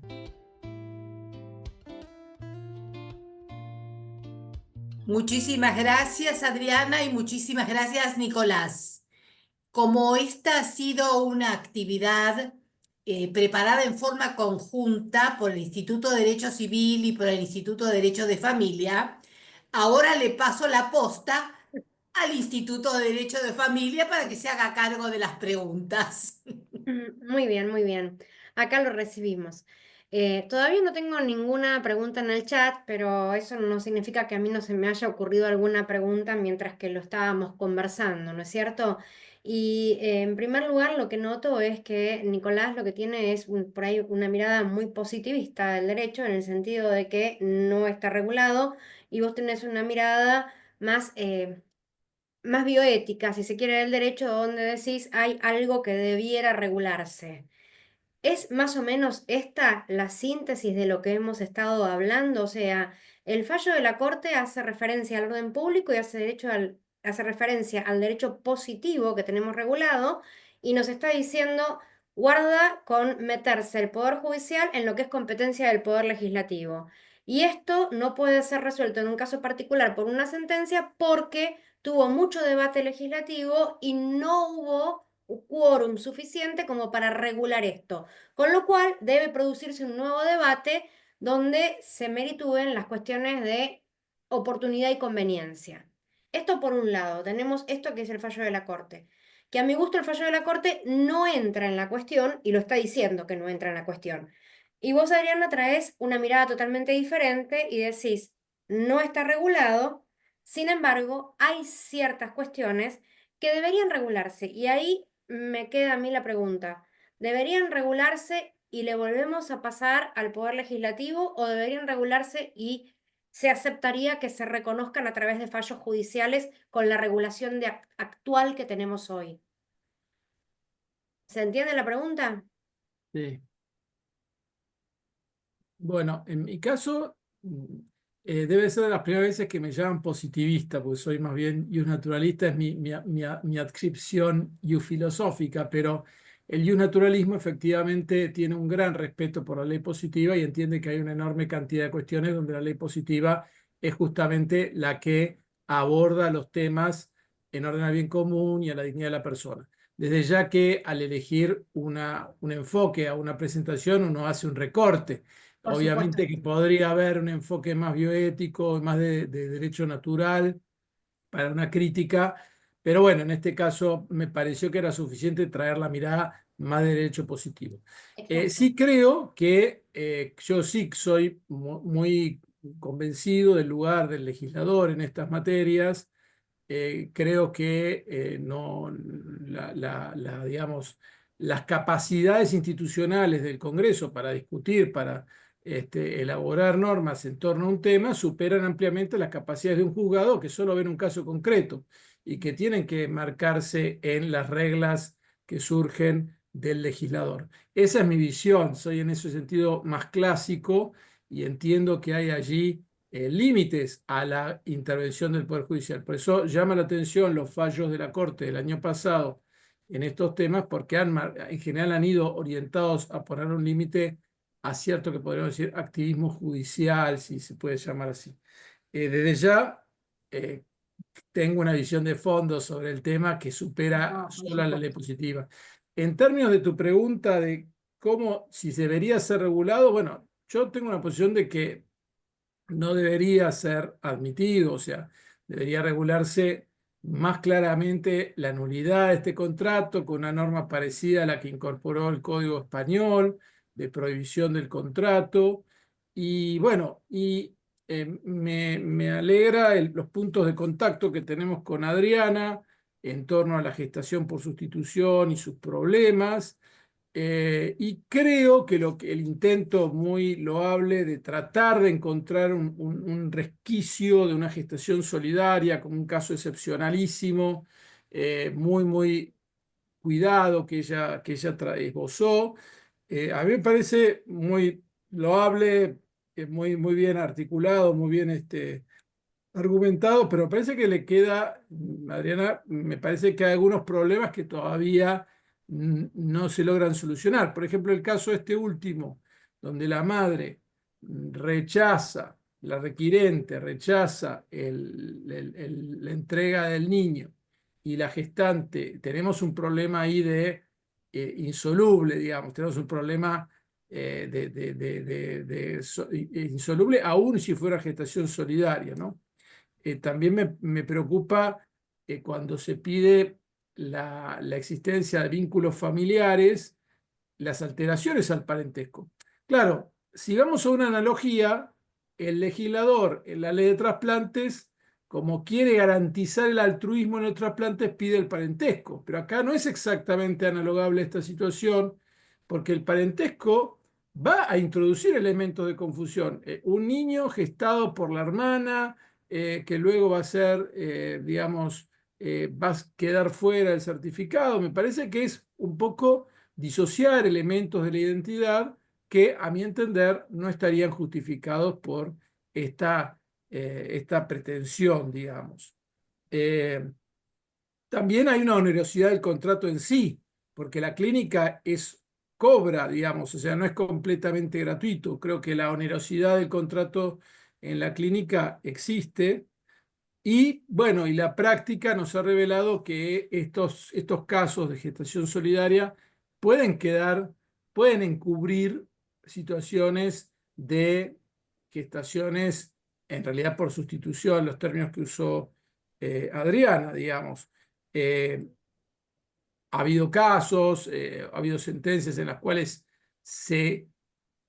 digamos, se cree con mucha facilidad el vínculo entre la gestante y los requirentes, que es altruista, y es muy difícil de comprobar ese altruismo. Me parece que tenemos un problema allí desde el punto de vista jurídico de cómo evitar los abusos, cómo evitar las figuras. En última instancia, creo que la maternidad solidaria no debería ser autorizada. En esa misma línea va el grupo de Casablanca, de todas formas, obviamente comercial y altruista, y por ahí va mi postura. Así que bueno, nada, quería comentar a tu pregunta que agradezco. Bien. Algunas cosas vamos a coincidir con Nicolás y otras no. Quiero aclarar algo. Primero, la gestación solidaria está implícitamente comprendida en nuestro sistema. ¿Mm? Y por eso me inclino en decir que es un procedimiento más de reproducción humana asistida. Esto surge claramente de la ley 26.862, en donde con amplitud de criterio establece la cobertura, a qué alude cuando regula la cobertura en los tratamientos de reproducción humana asistida, y comprende un conjunto de prácticas, las prácticas de alta complejidad y de baja complejidad que están reguladas en el decreto, y que tiene un término, es un artículo 2 enunciativo y no taxativo, porque habilita todo otro procedimiento que el desarrollo de la ciencia permita. Primero esto. Por otro lado, nosotros tenemos que interpretar en clave de sistema, porque así lo ordenan los artículos 1 a 3 del Código Civil y Comercial. Y se interpretó en clave de sistema cuando interpreto aplicando las normas de validez primaria, como son las que están en el techo de nuestro sistema de fuentes, esto lo dice el artículo 1 del Código, pueden primar por sobre lo que me dice el artículo que me define que la maternidad sigue al vientre.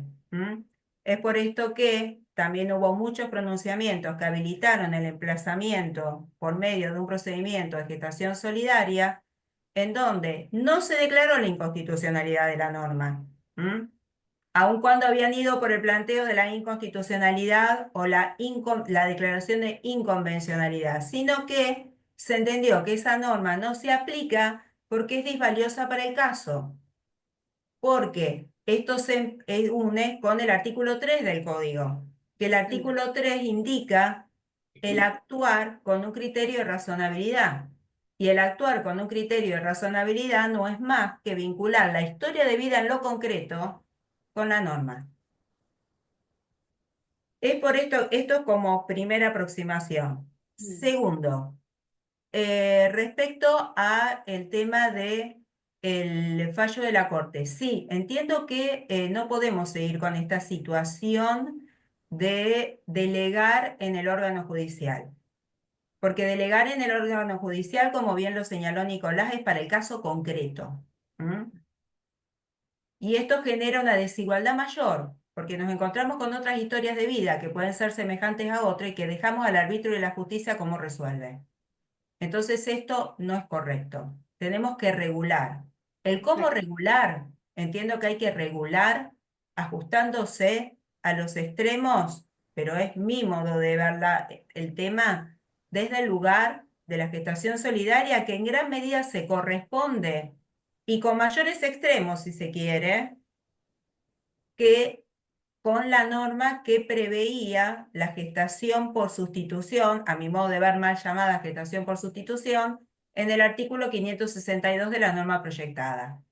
Que están todos esos extremos, que en realidad es la fuente que se tuvo en cuenta, aun cuando no es una norma exigible, por la justicia al analizar los casos y dijeron sí al emplazamiento por enmarcarse dentro de una gestación solidaria, vinculando esto obviamente con los elementos de cada caso. Y no perdamos de vista que tuvimos el primer antecedente de gestación por sustitución nacional resuelto por la doctora María de Girard, que fue muy valiente en su tiempo, en el año 2013, en donde hizo lugar a en un emplazamiento que tenía su origen en un lazo afectivo sostenido en el tiempo.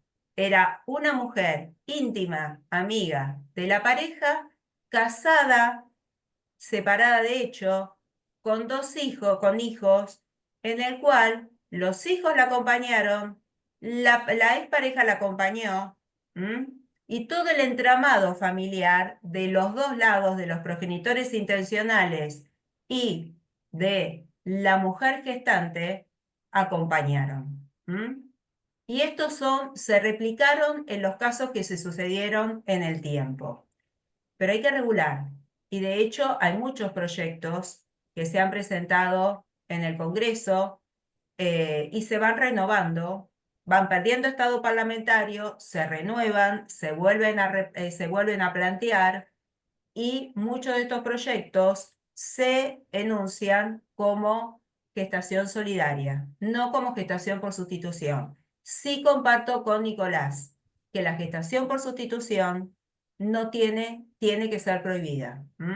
Y cuando hacemos referencia a la Declaración Casablanca, cuando uno la lee en lo concreto, uno lo analiza desde el lugar de la gestación solidaria, porque es considerar a la mujer gestante como una mercancía, que esto es propio del rótulo que se les asigna en las distintas corrientes feministas que son contrarias a la maternidad subrogada o a la gestación por sustitución o con distintos nombres que se empleen, pero porque la mujer es víctima de una cosificación, de una explotación, pero no siempre, y en los casos de gestación solidaria es víctima de una explotación o de una cosificación. Y por otro lado, porque tenemos que tener en cuenta que esto pasa por la decisión personal de cada uno, pero tenemos datos de la realidad que dan cuenta que nos guste o no nos guste, es una realidad existente en el plano de lo social y que tenemos que asumir el compromiso de regular. Ok. Tengo un par de preguntas en el chat. Tengo una que dice, ¿por qué se considera que si la gestante percibe una remuneración, necesariamente se viola su dignidad? Y sigue la pregunta, ¿por qué se asimila a una persona de menos recursos económicos con una persona incapaz de decidir por sí misma acerca de sus derechos personalísimos? ¿Se entendió la pregunta? Sí, claro. Son dos preguntas distintas, en realidad formuladas por la misma persona en la misma pregunta, pero son dos. Está muy bien la pregunta. Yo creo que digamos, hay ciertas actividades que trascienden el contenido económico y por eso una posición crítica. Desde ya, la experiencia internacional demuestra la vulnerabilidad de las gestantes, o sea, todo esto que los casos que hay en el caso que sea en Córdoba, los casos internacionales, la experiencia es muy clara en mostrar que ha habido un aprovechamiento. Los contratos tienen unas cláusulas que muchas veces son enormemente restrictivos de la libertad de la gestante y todo esto, digamos, revela esa problemática de contrato nulo por afectación de la dignidad humana o de la moral o buenas costumbres, desde mi posición, ¿se entiende? Ahora sí, efectivamente podría darse el caso de una persona perfectamente libre que lo hace en el contexto de una completa, digamos, determinación y conciencia, y ahí vamos a una cuestión más social. Como sociedad, ¿consideramos que esto entra dentro de los bienes transables, comerciables o no? Y ahí ya es una decisión más social, una valoración más social sobre el tipo digamos, de valores que inspiran la transmisión de la vida humana, y de allí que, bueno, uno tenga una posición crítica, pero sí, podría darse el caso perfectamente que haya una persona que lo hace completamente libre, consciente, que lo considera que es parte de su desarrollo personal, aunque tenga aunque tenga pocos recursos, y que eso no sea que en sí no haya sido libre. La experiencia va en sentido contrario, la experiencia internacional. Los contratos suelen ser muy, muy, muy opresivos en términos de obligaciones. De hecho, pocas veces en las sentencias uno encuentra que se analicen los contratos.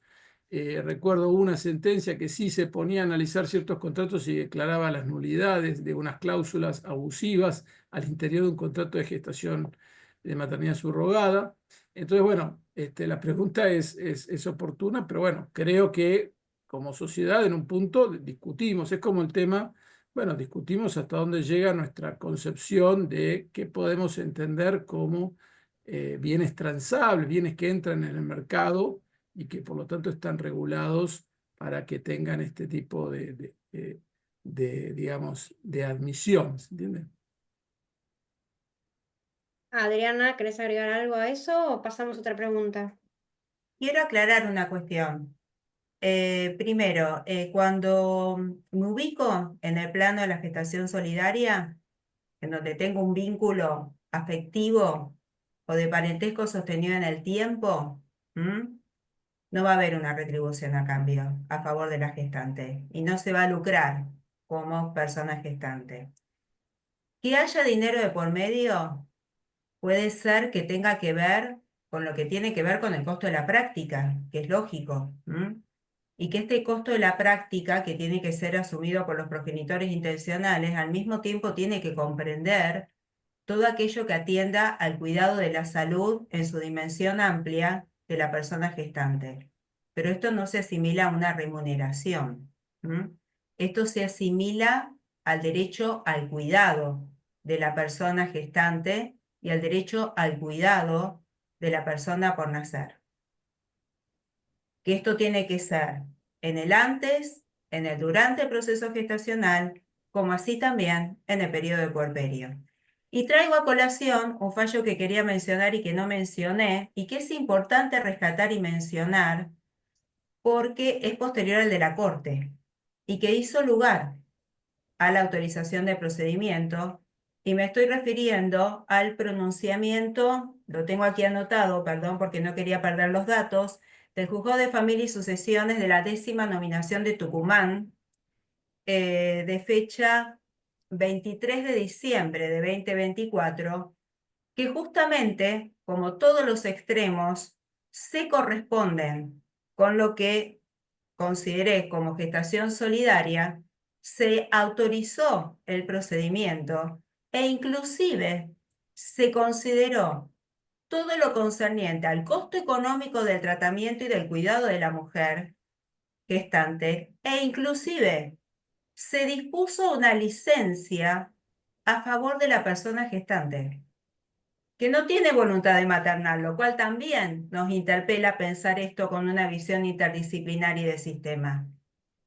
Porque acá entra a jugar también otra rama del derecho, y que también tenemos que considerar, y que ya tenemos otros pronunciamientos en este sentido.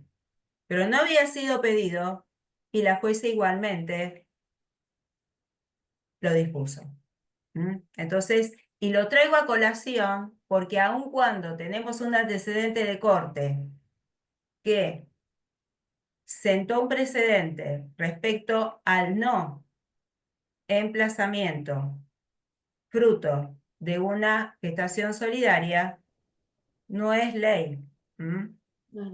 Y tenemos un precedente ya provincial que se pide en sentido contrario y que se une a los 80 pronunciamientos. Aclaro que son más de 80 pronunciamientos, pero en lo concreto son casos, casi 80, porque muchos han sido motivo de distintas instancias en la justicia, y es por eso que cuando uno empieza a recorrer y a buscar todos los fallos que tenemos más de 100, pero tenemos más de 100 y muchos responden al mismo caso. Claro.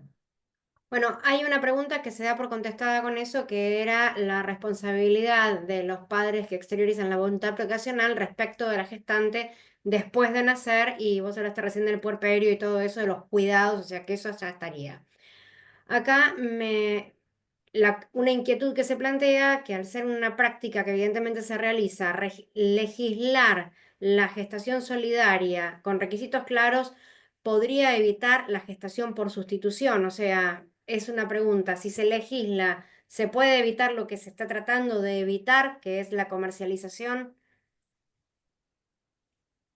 La verdad no sé si la quieren contestar, si En mi es una... caso creo que no, creo que va a dar lugar, si se legisla y se autoriza con una redacción similar a la 562, creo que va a dar lugar a formas encubiertas de gestación por sustitución, porque este tema de los gastos económicos, las retribuciones, hasta dónde llegan, es muy difícil de controlar. Creo que el instituto es muy difícil de verificar ese altruismo tan, por así decirlo, excepcional, heroico, podríamos decir, de gestar por otro sin ningún involucramiento, de luego, en la vida, en la identidad. Me parece a mí que incluso incorporaría problemas de tipo filiatorio, por esto que pues, si es un familiar, afecta, me parece, altera los vínculos familiares. Entonces yo creo que no sería, o sea, creo que no ese es el camino que debe seguir el legislador en Argentina. Sí, quizás tener una norma, como decía, más parecida a la del Código Español, reafirmarla, modificar las leyes de trata, incorporar estas figuras y hacer acciones más sostenidas para evitar este tipo de turismo reproductivo. Bien. Adriana, ¿querés decir algo respecto a esa pregunta? ¿O Yo pasamos? entiendo de que comparto esto de que conductas desviadas puede haber y desde de hecho en muchas otras cosas y respecto a otras cuestiones también existen conductas desviadas. Y no solo toda la solución de problemas se traduce en una política de Estado de legislar, pero el legislar es necesario. Tiene que tiene que estar acompañado de otras políticas de Estado, que esto tiene que ver con el cuidado indirecto, en donde también se controle y se eviten estas cuestiones de desvío de conductas. No es fácil. Tenemos distintas realidades, también regionales, que esto también no podemos desconocer, sino tenemos que atender y considerar. Y también esto incide. Pero empecemos por regular. Creo El que es una fallo, exigencia porque es un dato de la realidad. acá me dicen el fallo de la sala E, que hablábamos hace un ratito, cuando confirma todos los del amparo colectivo, dice, pero no más inscripciones a partir de ahora. La pregunta es, ¿qué pasaba con los niños que estaban en gestación en ese momento? Es decir, que habían iniciado la gestación sobre la base de este decreto que tenían y esta posibilidad, y en el medio de la gestación les dicen no será reconocido. O sea, ¿tenemos conocimiento de si esos casos que ya estaban en gestación pudieron acceder al reconocimiento o no, o quedaron afuera y no pudieron hacerlo? Se tienen que judicializar. Se tienen que judicializar. Como en Perfecto. realidad se tienen que judicializar todos los casos. Es decir, yo soy partidaria de que si se regula, la judicialización tiene que ser un deber a cumplir. O sea, la mirada del Poder Judicial respecto de la Sí, situación en la que se porque está... justamente esto es lo que evita la conducta desviada. ¿Mm? Acá hay una pregunta que muchos se la han hecho, yo la he escuchado varias veces, que dice, ¿hay un derecho a ser padres o hay un derecho a formar una familia? Entiendo que un derecho no, que se satisface a través de la adopción, porque ese lo tenemos, ¿no es cierto? Entonces, un derecho que va más allá de la adopción. ¿Hay un derecho a ser padres o un derecho a formar una familia por el costado de la adopción? Entiendo que es la pregunta, porque eso ya está legislado.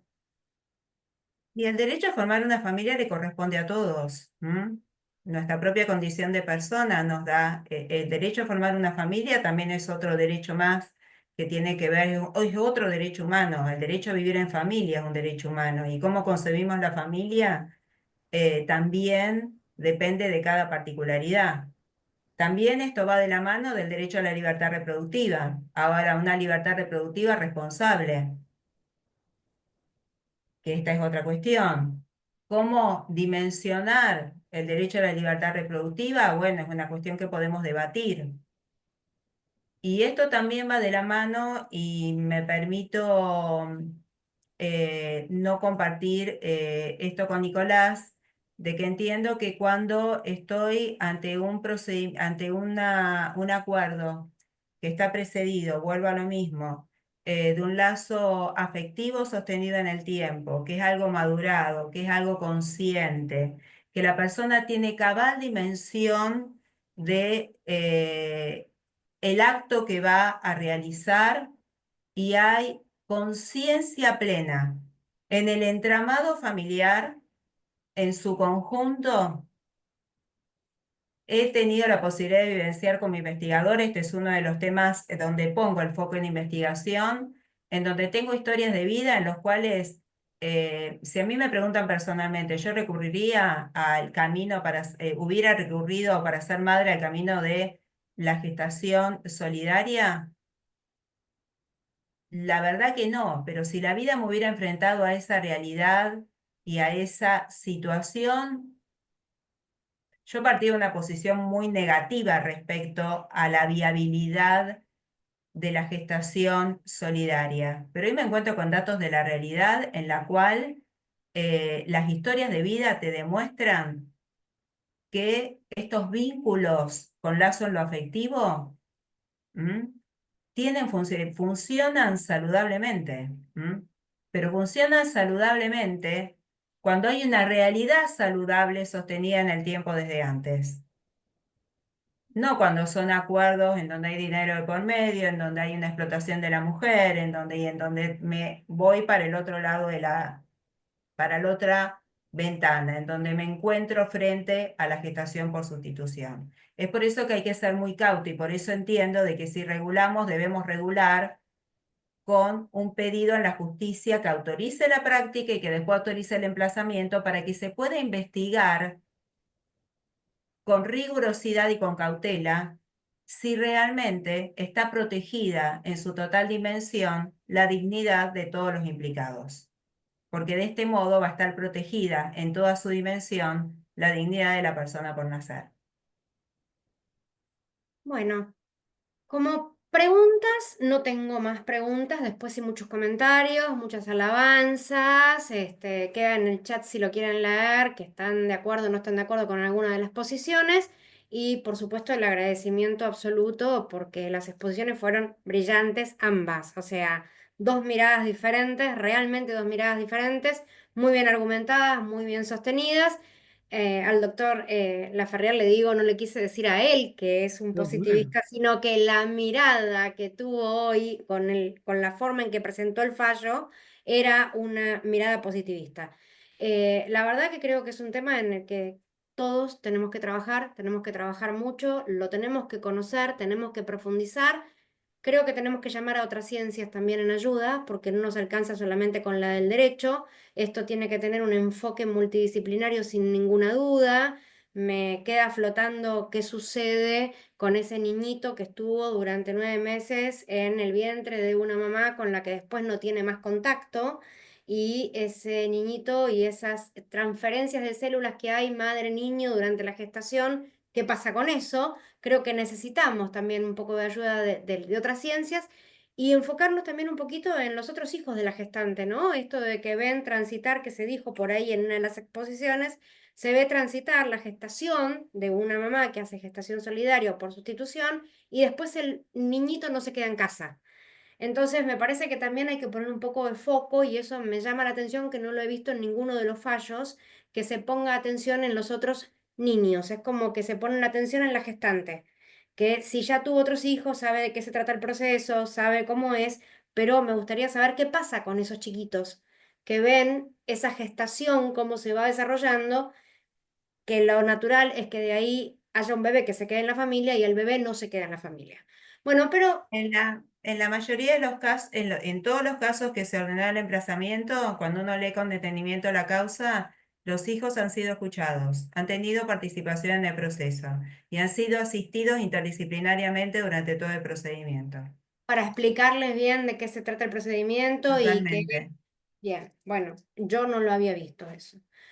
Bueno, fuera Bueno, de esto, si les parece bien, les damos las gracias a los expositores porque realmente han sido excelentes y nos han marcado esa mirada que pedimos al principio con mucho respeto. Y te sí. pido, Fulvio, por favor, si haces el cierre en tu Muchas carácter de gracias, director del Instituto de Derecho Civil. muchas gracias. No, no, solamente resumir todo lo que los participantes están diciendo en el chat, que agradecen.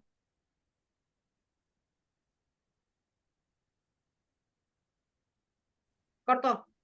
Ha quedado congelado. Te quedaste congelado.